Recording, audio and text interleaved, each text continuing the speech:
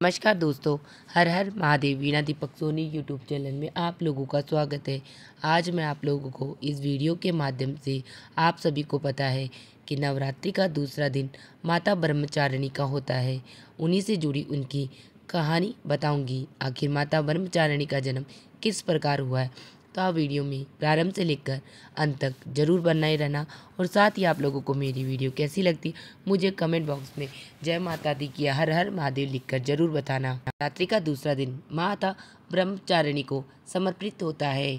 माँ ब्रह्मचारिणी के मंत्र या देवी सर्वभूतेषु माँ ब्रह्मचारी रूपेण संस्था नमस्तुभ्यं नमस्तस्यं नमस्तस् नमो नारायणाय नमः। पद्माभ्याम यक्षमाला कमंडलू देवी प्रसिद्धतु मयि ब्रह्मचारिणी उत्तमा। देवी ब्रह्मचारिणी ब्राह्मी दुर्गा का दूसरा ही रूप है। माँ दुर्गा की नवशक्ति का दूसरा स्वरूप ब्रह्मचारिणी का है। यहाँ ब्रह्मा का अर्थ तपस्या से है। माँ दुर्गा का यह स्वरूप भक्तों और सिद्धों को अनंत फल देने वाला होता है। उनकी उपासना से तप, त्याग, वैराग्य, सदाचार और संयम की वृद्धि होती है। ब्रह्मचारिणी का अर्थ तप की चारिणी यानी तप का आचरण करने वाली देवी का यह रूप पूर्ण ज्योतिमय और अत्यंत भव्य है। इन देवी के दाएं हाथ में जप की माला और बाएं हाथ में यह कमंडल धारण किए हुए है। पूर्व जन्म में इस देवी ने हिमालय के घर पुत्री रूप में जन्म लिया था और नारद जी के उपदेश से भगवान शंकर को पति रूप में प्राप्त करने के लिए घोर तपस्या की थी। इस कठिन तपस्या के कारण इन्हें तप श्रावणी अर्थात ब्रह्मचारिणी के नाम से अभिभूत किया गया है। 1000 वर्ष तक इन्होंने केवल फल फूल खाकर बिताए और 100 वर्षों तक केवल जमीन पर रहकर शाक पर निर्वाह किया। कुछ दिनों तक कठिन उपवास रखे और खुले आकाश के नीचे वर्षा और धूप के घोर कष्ट सहे। 3000 वर्षों तक टूटे हुए बेलपत्र खाए और भगवान शंकर की आराधना करती रही। इसके बाद तो उन्होंने सूखे बेलपत्र भी खाना छोड़ दिया। कई हजार वर्षों तक निर्जल और निराहार रहकर तपस्या करती रही। पत्तों को खाना छोड़ देने के कारण ही इनका नाम अर्पणा नाम पड़ गया। कठिन तपस्या के कारण देवी का शरीर एकदम क्षीण हो गया है।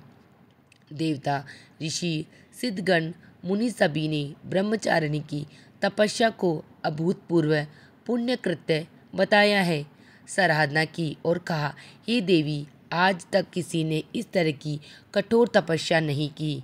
यह तुम्ही से संभव हो सकती थी। तुम्हारी मनोकामना परिपूर्ण होगी और भगवान चंद्रमौली शिवजी तुम्हें पति रूप में प्राप्त होंगे।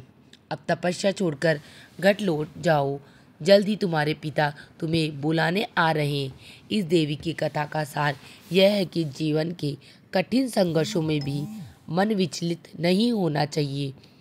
माँ ब्रह्मचारिणी देवी की कृपा से सर्व सिद्धि प्राप्त होती है।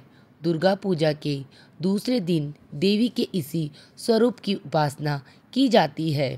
माँ ब्रह्मचारिणी बताती है स्मरण और शक्ति। ब्रह्मचारिणी को ब्राह्मी कहा है। ब्राह्मी आयु को बढ़ाने वाली, स्मरण शक्ति को बढ़ाने वाली, रुधिर विकारों का नाश करने के साथ साथ स्वर को मधुर करने वाली है। ब्राह्मी को सरस्वती भी कहा जाता है क्योंकि यह मन एवं मस्तिष्क में शक्ति प्रदान करती है। यह एक प्रमुख औषधि है। अतः रोगों से पीड़ित व्यक्ति को ब्रह्मचारिणी की ओर आराधना करना चाहिए। नवरात्रि पर्व के दूसरे दिन माता ब्रह्मचारिणी की पूजा अर्चना की जाती है। भगवान शिव से विवाह हेतु प्रतिज्ञाबद्ध होने के कारण ये ब्रह्मचारिणी कहलाई। ब्रह्मा का अर्थ है तपस्या, चारिणी यानी आचरण करने वाली। इस प्रकार ब्रह्मचारिणी का अर्थ हुआ तप का आचरण करने वाली। माता का स्वरूप देवी ब्रह्मचारिणी के दाहिने हाथ में जप की माला और बाएं हाथ में कमंडल है। देवी ब्रह्मचारिणी साक्षात ब्रह्मा का स्वरूप है अर्थात तपस्या को मूर्तिमान रूप है। यह देवी भगवती दुर्गा, शिव स्वरूपा, गणेश जननी, नारायणी, विष्णु माया तथा पूर्ण ब्रह्मा स्वरूपिणी के नाम से प्रसिद्ध है। नवरात्रि का पर्व माँ दुर्गा को समर्पित होता है। इन 9 दिनों को माता रानी की आराधना के लिए सबसे शुभ माना जाता है। इस दौरान दुर्गा माँ के 9 अलग अलग स्वरूपों की पूजा की जाती है। नवरात्रि का दूसरा दिन माँ ब्रह्मचारिणी को समर्पित किया गया है। धार्मिक मान्यता के अनुसार जो लोग माँ ब्रह्मचारिणी की पूजा करते हैं उनमें वैराग्य, तप, संयम, सदाचार की वृद्धि होती है। साथ ही उस व्यक्ति का मन कठिन से कठिन परिस्थिति में भी डगमगाता नहीं है।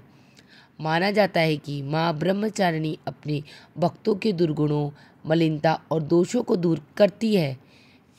ऐसे में आइए मैं आपको बताती हूँ कि माँ ब्रह्मचारिणी को प्रसन्न करने के लिए नवरात्रि के दूसरे दिन हमें भोग में क्या लगाना चाहिए। माँ ब्रह्मचारिणी को भोग में प्रसन्न करने के लिए आप भोग में चीनी या गुड़ अर्पित कर सकते हैं। इससे बेहद शुभ माना जाता है। ऐसा करने से व्यक्ति को लंबी उम्र का वरदान प्राप्त होता है। इसके अलावा आप गुड़ या चीनी से बनी मिठाई का भी भोग लगा सकते हैं। इसी के साथ मेरी माता ब्रह्मचारिणी की व्रत कथा कहानी समाप्त हुई। आप सबको मेरी माता ब्रह्मचारिणी कहानी कैसी लगी मुझे कमेंट बॉक्स में कमेंट करके ज़रूर बताना। वीडियो पसंद आई तो वीडियो को लाइक करना और चैनल को सब्सक्राइब करना, जिससे आने वाली वीडियो का नोटिफिकेशन आप लोगों को प्राप्त हो सके। वीडियो देखने के लिए आप सबकी का धन्यवाद। हर हर महादेव। मिलते हैं नेक्स्ट वीडियो में।